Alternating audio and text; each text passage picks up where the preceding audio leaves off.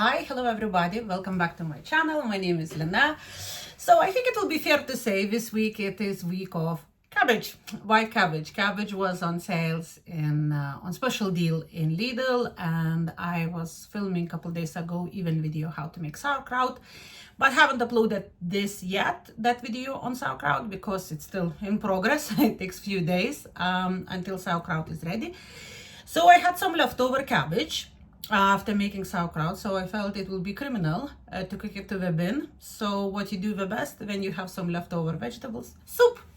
So today I will be making white cabbage soup, and I will share with you how I do it, what ingredients I need. It's pretty straightforward, easy to make. I would say it serves 4 portions. I have 2 people, so it's 2 days in a row you can eat, or it is for 4 people. So let's go. First thing first, I have here in my pot chicken bones. I will use them for our base stock for the soup. If you don't have chicken bones, you can use a cube of stock or whatever stock you have, vegetable or chicken stock.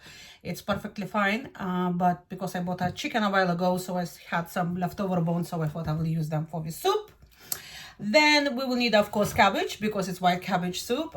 So here I have around 300 grams of cabbage. As you can see, it's Bibi Bobby's leftovers from my making sauerkraut, so I saved them, so I said I will chop them in pieces and make soup.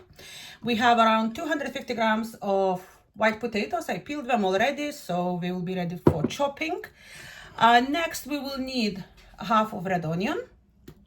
We have 1 stick of celery, 1 carrot, 2 cloves of garlic, and as well we do have a bit of leftovers of coriander. If you don't have coriander, it's perfectly fine. If you have parsley, you can use parsley, chive, whatever comes, if you don't have, it's also perfectly okay. We'll need 1 tablespoon of tomato paste. We will be pan frying a quarter of the onion with carrot on the paste, tomato paste, just to give extra dimension and flavor and color to the soup. And of course we need a bit of butter to pan fry the carrots with onions. So first thing first, I will put on the stove my stock to cook, and that will cook around 20 to 30 minutes on medium heat. And then we will be adding remaining vegetables to the soup and cook another 30 minutes. So let's go. Half of the onion.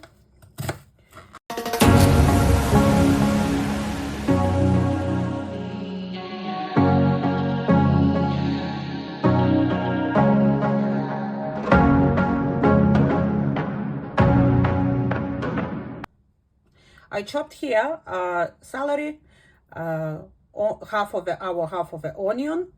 As well, I added garlic cloves. I will be adding 1 bay leaf for extra flavor, and as well I will be adding salt. Just, I would say, like teaspoon or half a teaspoon, just not over salted. We will pour water around 1 liter and liter and a half, just to cover the chicken bones, and put that on the stove to cook for 20 to 30 minutes. In this bowl, I will place all my cut vegetables for the soup, which we'll be adding after stock will be ready. So I will start simply from cabbage, potatoes. As I mentioned, carrot and onion will pan fry together with, or saute them together with tomato paste. So for a moment, we're not cutting them for our soup.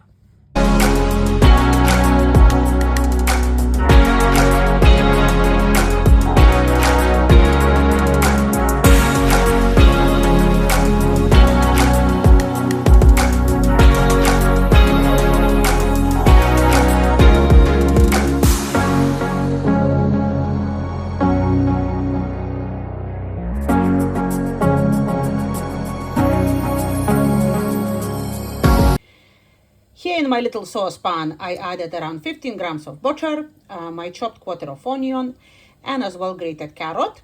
I will saute them to low to medium heat for 3 to 5 minutes to allow to soften up. And as well, I will be adding towards the end my 1 tablespoon of tomato puree and mix it all together. and transfer that to the soup. Why I'm cooking like this carrots is purely because I like a flavor. Tomato puree brings this acidity and as well extra color to the soup. If you don't like tomato puree or you don't want to do like this carrots, just simply chop carrots into the soup and don't need to pan fry them or use tomato puree. We will cook our carrot and tomato puree mix for another minute and transfer that to the soup. Such a lovely color of tomato puree, carrots and onions. So all we do now, remove the bones from the broth. I see there is lots of meat on the bones, so I will let it cool down and shred the meat from the bones and put it back to the soup. We'll be adding remaining vegetables. Cook for another 20 to 30 minutes and that is it.